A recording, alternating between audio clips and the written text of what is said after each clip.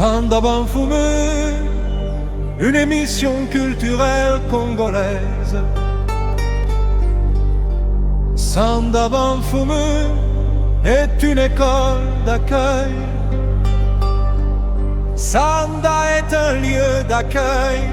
Sanda Banfumu, une émission culturelle congolaise. Cette émission est présentée par le père jésuite Anissem Teba et la technique est assurée par l'ingénieur Mukwela et ingénieur Kenny. Aujourd'hui nous avons un grand invité. Restez à l'écoute.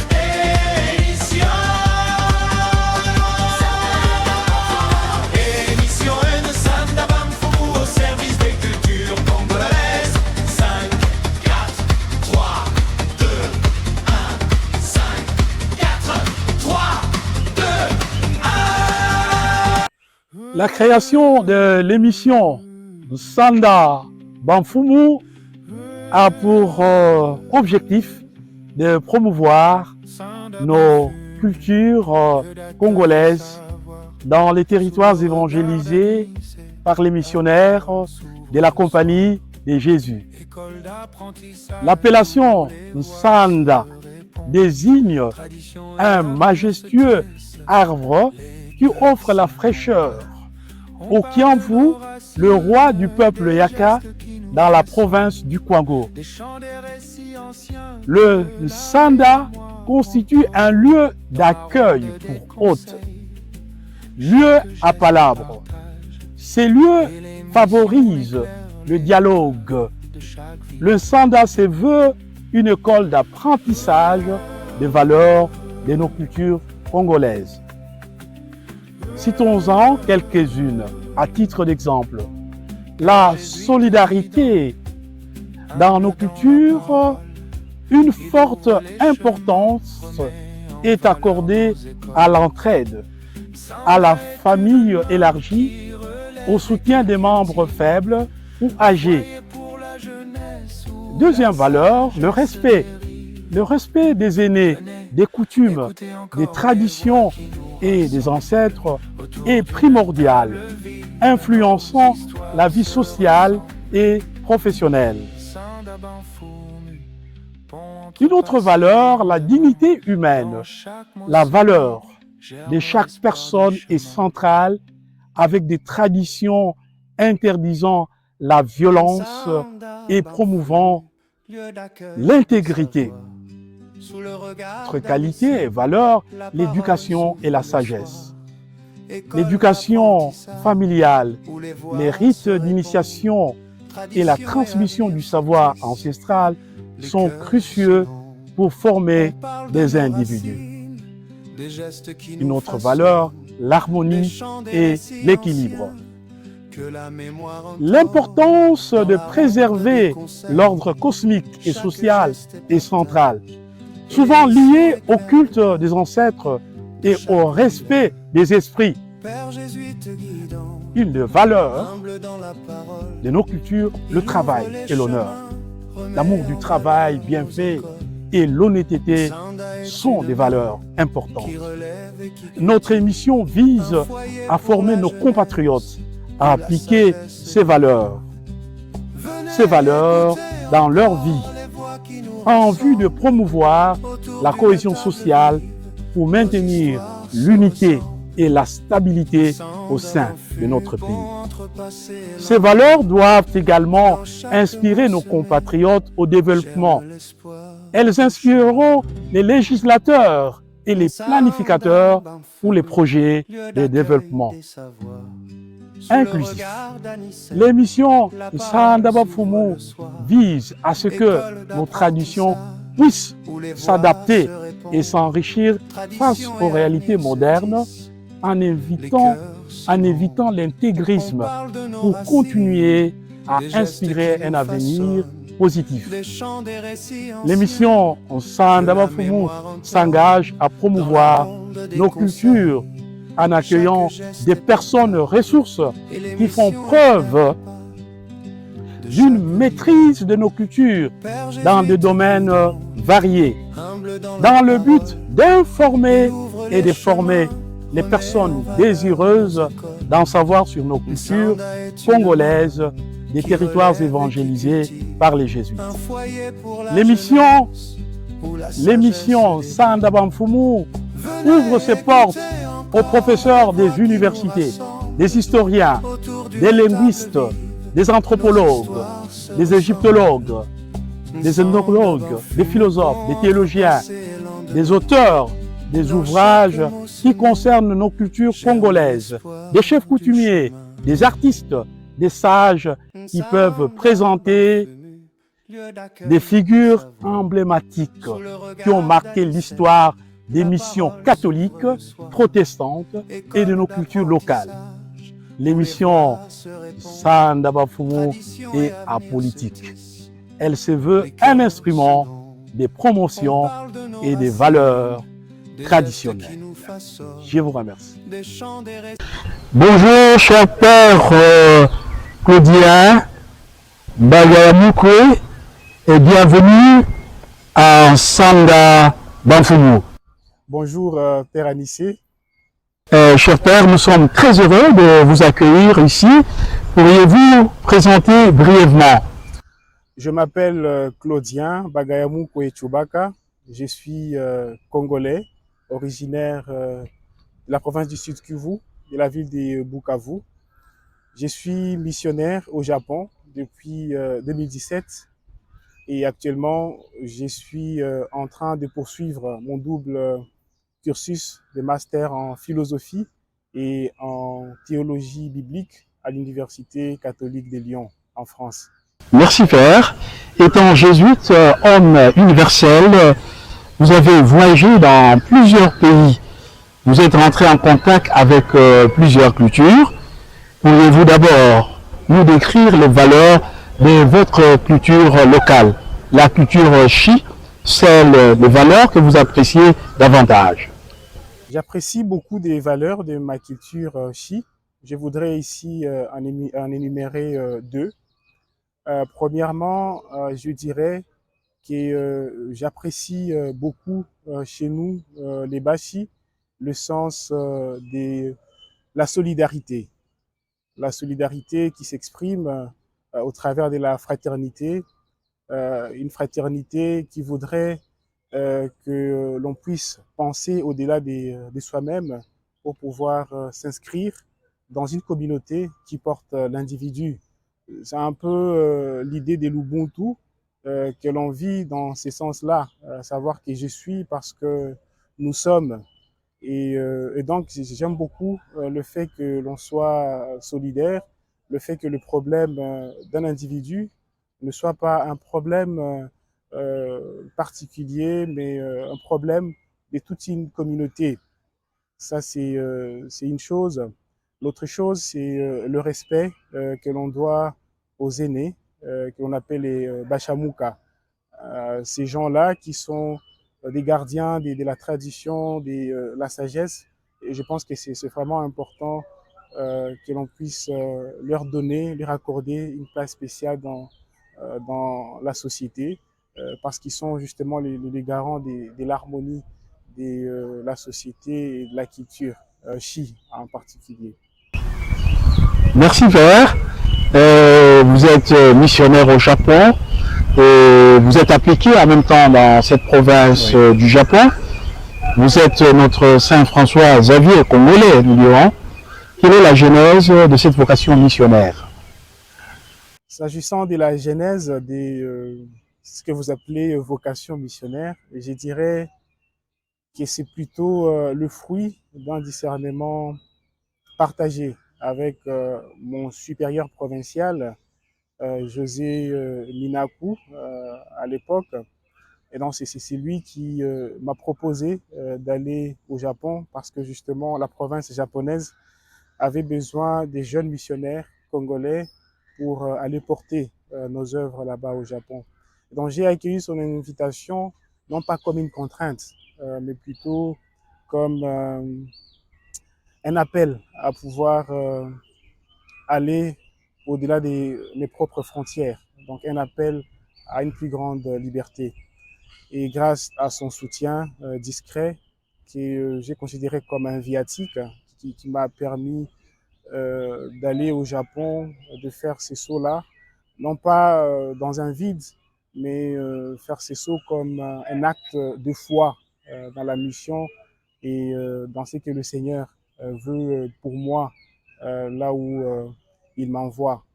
Et donc j'ai beaucoup apprécié son soutien et aussi plus tard son successeur, le père Rigobert Kyungu, m'a aussi beaucoup encouragé et m'a confirmé dans cette mission du Japon que je vis actuellement avec beaucoup de gratitude. Et c'est vraiment pour moi euh, une occasion d'action des grâces parce que je goûte à travers cette mission-là à l'essence même de la mission de l'Église en général et celle de la Compagnie de Jésus en particulier. Merci Père. Revenons encore aux valeurs. Comme vous le savez bien, les objectifs de Sandabamfunu et la promotion de nos valeurs, de valeurs africaines, de valeurs congolaises. Et quelles sont les valeurs nippones que vous appréciez le plus? Et pourriez-vous les comparer à celles de nos cultures congolaises, en particulier celle de la culture Chi? En parlant des valeurs que j'apprécie dans ma propre culture, j'ai mentionné le respect des aînés, des Bachamuka. Au Japon, il y a également ce respect-là qui est très prononcé envers les Bachamuka, qu'ils appellent des senpai.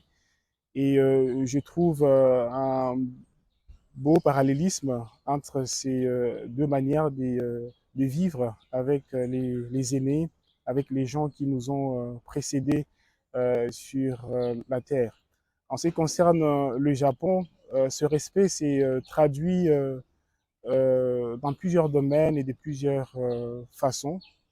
S'agissant du langage, il y a vraiment un langage particulier que l'on utilise pour s'adresser aux aînés.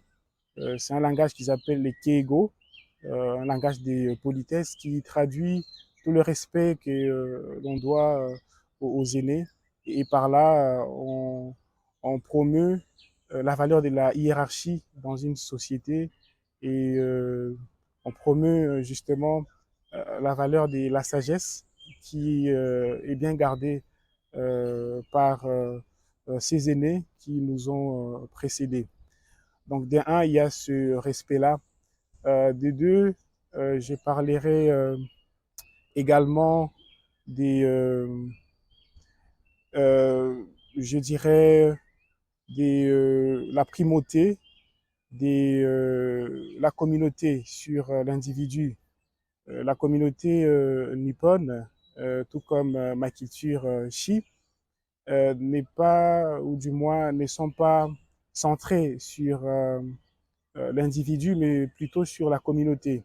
L'individu s'inscrit toujours et déjà dans une communauté et tout ce que l'individu pose comme geste s'inscrit dans cette communauté-là. Et du coup, il y a le sens de l'honneur qui s'ensuit, le sens de la responsabilité qui est aussi présent dans cette manière de faire.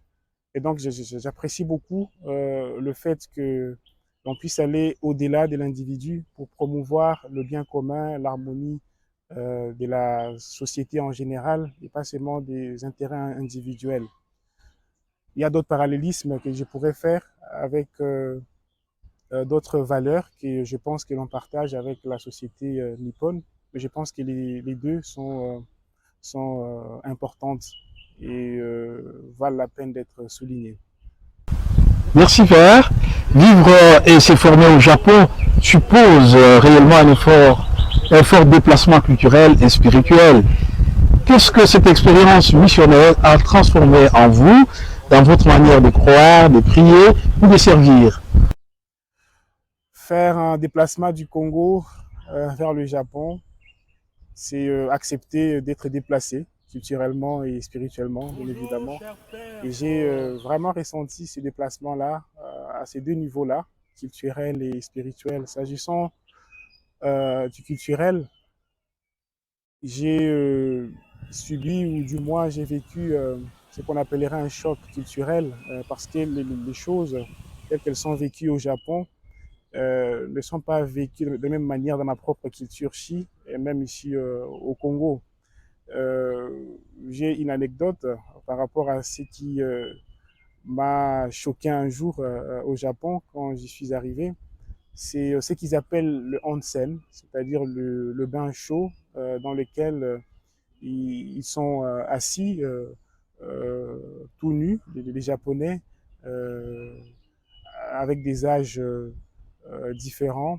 Pour moi, c'était un choc de pouvoir assister à une telle réalité, voir un parent masculin qui va dans ces genres de bains avec son fils de 12 ans, de 11 ans. Pour moi, c'est quelque chose de choquant. Mais j'ai compris qu'il y avait derrière une philosophie qui voudrait qu'il y ait une certaine ouverture, abandon à l'autre, dans ce qui peut être échangé, dans ce qui peut être partagé. Et donc ça, c'est un des chocs que j'ai pu expérimenter au Japon pendant mes premières années là-bas. S'agissant du côté spirituel, comme vous le savez, notre foi ici au Congo est exprimée à travers des gestes, des chants, euh, c'est exprimé en musique. Tandis que là-bas au Japon, c'est plutôt le contraire. C'est une foi qui est plutôt discrète, une foi simple qui ne s'exprime pas nécessairement dans les chants, mais plutôt dans le silence. Donc cela m'a amené à comprendre que Dieu appartient à toutes les cultures et qu'il parle beaucoup des langues, même celle du silence. Et cela a rendu ma foi beaucoup plus discrète, beaucoup plus disponible à l'inattendu des dieux. Et donc il y a eu ces changements-là au niveau culturel et au niveau de ma foi, qui est de pouvoir affronter une autre manière de prier, une autre manière d'approcher le mystère de Dieu. Et aujourd'hui, je suis très reconnaissant d'avoir pu faire cette expérience-là au Japon, là où le christianisme ne représente pas grand-chose. Les catholiques représentent à peine 0,3% de la population. Donc, ce n'est pas un grand nombre. Et d'où ces discrétions-là dans la manière de croire qui m'a toujours touché et qui m'apprend beaucoup de choses dans ma manière de croire et d'approcher Dieu. Oui, Père Claudia, revenons encore aux valeurs culturelles nippones. Quelles sont les valeurs nippones qui peuvent nous aider, nous, au Congo, à transformer notre société congolaise qui traverse surtout une crise morale, une crise des modèles, une crise de leadership dans plusieurs secteurs? Je pourrais énumérer beaucoup des valeurs nippones qui pourraient nous inspirer et nous aider sur beaucoup de domaines. Mais je voudrais juste résumer ces valeurs dans une seule, euh, c'est-à-dire la valeur de l'honneur, qui va pour moi avec la honte. Et donc je pense qu'il nous manque l'honneur que l'on peut avoir après peut-être un travail bien accompli. Et je pense aussi qu'il nous manque la honte qui va avec, une honte qui doit nous pousser à essayer d'apprécier à leur juste valeur toutes les manières que nous adoptons pour aller de l'avant. Je me souviens qu'en pensant, réfléchissant ensemble avec le père Moukadi, mon jumeau de mission, quand nous réfléchissions sur ce que nous, comme Congolais, nous pouvons tirer de la culture japonaise, on s'était dit que peut-être la grâce que nous demandons pendant la première semaine d'exercice spirituel peut vraiment nous être utile. La grâce à savoir la honte et la confusion par rapport à notre désordre, par rapport à notre saleté, par rapport à nos systèmes qui ne fonctionnent pas correctement, mais que nous continuons à appliquer. Et donc, je pense que tout se résume dans cette valeur-là de l'honneur, c'est à savoir dire que bon, ce paradigme marche à un certain niveau et qu'il faut le changer, avoir honte du fait que l'on a peut-être une espérance de vie moindre, avoir honte des immondices que l'on peut trouver en cours de route, avoir honte de nos infrastructures, avoir honte euh, de la dignité que l'on accorde à l'être humain, avoir honte de la pauvreté, de la misère, pour qu'au fond, nous puissions être motivés intérieurement et se dire il y a un honneur à défendre et il nous faut donc changer les choses. Et donc, c'est ce que je dirais le sens de l'honneur qui nous pousse à avoir honte et à pouvoir nous amender pour viser le davantage de Magis. Merci. Père Claudia, vous savez très bien que le Sandaba Mfumo accueille aussi des écrivains. Vous êtes romancier, si je me trompe. Quelle place l'écriture occupe-t-elle dans votre vie? Et comment cette passion dialogue-t-elle avec votre mission et votre identité de jésuite? L'écriture, pour moi, n'est pas une évasion, mais plutôt une autre manière d'approcher la réalité. Et donc, pour moi, l'écriture, c'est vraiment un moyen qui me permet d'entrer en contact avec un large public. J'ai fait un double master, comme je l'ai dit dans ma présentation, en philosophie et en théologie. Et quand j'écris comme philosophe ou bien théologien, j'ai limite mes idées aux gens qui peuvent comprendre de quoi il est question quand j'aborde certains thèmes, certains sujets philosophiques ou bien théologiques. Mais l'écriture me permet de parler le langage de tout le monde, d'employer les termes de tout le monde pour faire passer un message. Les inspirations me viennent de la théologie et de la philosophie, mais j'essaie de les articuler dans un langage commun, un langage qui peut atteindre ce que j'appellerais les périphéries, parce que le pape François et aussi son successeur, le pape Léon, nous invitent, nous jésuites, à pouvoir aller vers les périphéries. Et pour moi, c'est une manière d'atteindre ces périphéries, ces gens qui ne sont pas forcément philosophes ou bien théologiens, mais qui peuvent avoir accès aux idées théologiques que je développe simplement, ou bien philosophiques, que je développe simplement dans mon roman ou bien dans mes romans en général. Il y a aussi quelque chose en lien avec notre spiritualité, savoir trouver Dieu en toutes choses. Et donc pour moi, Dieu n'est pas limité dans les traités théologiques ou bien philosophiques. On peut aussi le trouver dans une histoire banale, dans la banalité de nos vies. Et c'est pour moi une occasion de montrer qu'on peut bien trouver Dieu dans ces histoires qui sont inspirées parfois de la vie de chaque jour, parfois de la philosophie, de la théologie. On peut bien trouver Dieu là-dedans et l'approcher dans la banalité de notre vie quotidienne. Merci. Revenons encore au Japon. Vous avez dit que le Japon, c'est un pays d'honneur, un pays de respect, et je dirais même un pays développé, un pays stable, un pays de propreté. Et votre pays d'origine, traverse des graves crises. Et notre ville, Bukavu, votre ville natale, est directement touchée par la guerre. Comment vivez-vous cette tension intérieure, humainement et spirituellement? C'est une tension qui me traverse de part en part. Humainement parlant, c'est vraiment une douleur que je ressens au fond de moi. Savoir que nos cultures en général, et la mienne en particulier, sont des cultures qui promeuvent la dignité de la vie humaine et voir qu'à travers les guerres que nous subissons, à travers la misère que cela occasionne. Il y a la vie humaine qui est vilipendée, qui est dénigrée, et cette dignité de l'être humain qui n'est pas reconnue. Et donc, c'est vraiment pour moi une douleur.